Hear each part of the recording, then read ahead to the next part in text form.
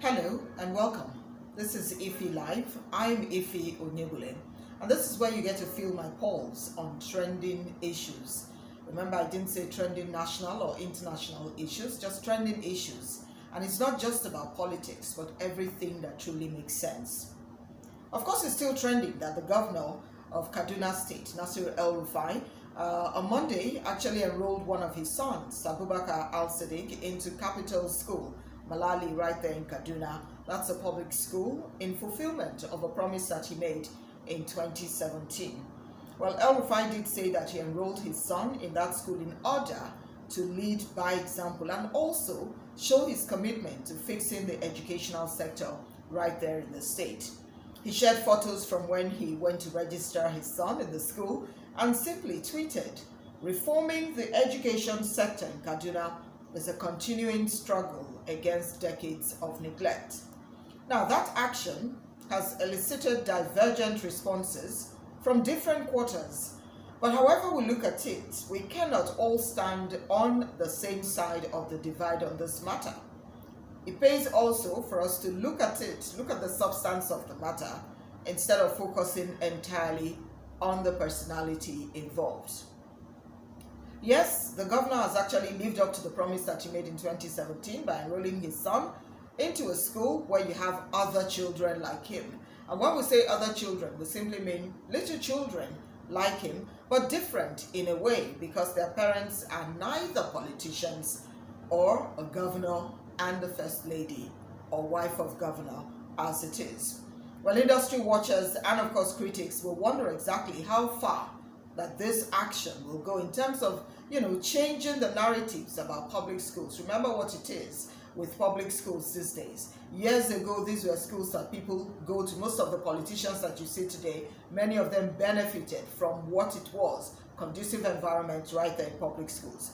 But in Nigeria, and of course Kaduna as it is today, how much will that impact on, that environment? Or how much impact will it have on other children right there in the school? That's a big question, and I want you to chew on that. Just in case you want to react to this video, you want to react to what it is we're talking about, you're allowed to join in the discussion by, of course, dropping your comments. For me, I want to look at it, look at three key things when we talk about this issue of going to register his son in the school. Let's talk about insecurity. That's one thing that's bedeviling us as a country. Some might want to deny it, whether you like it or not. Many don't sleep with their two eyes closed. Has anyone ever thought about the fact that if government can truly fight insecurity, if government can truly make sure that we have an environment where people can sleep, walk on the street without being harassed or molested, things will be normal, things can work out fine.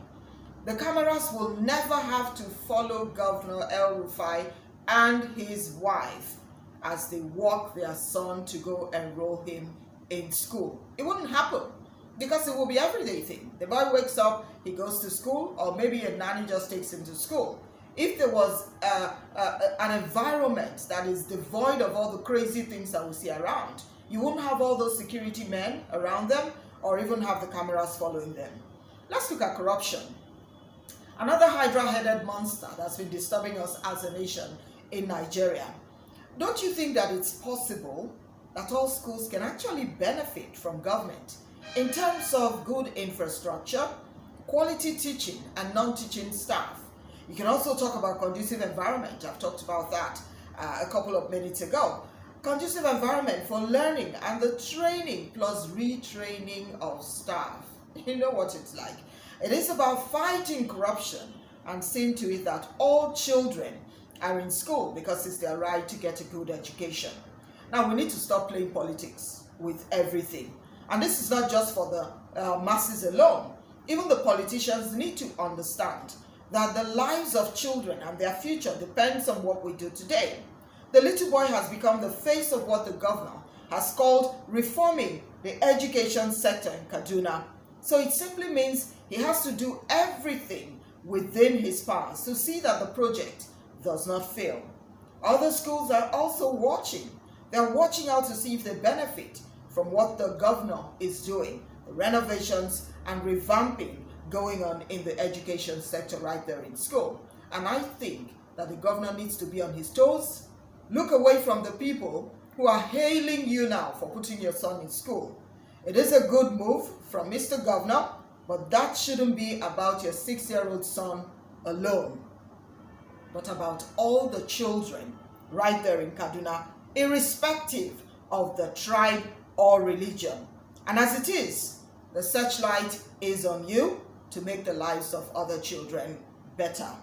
Join me again tomorrow if Live returns, where you can continue to follow what we do by logging on to www.thedailyreport.ng.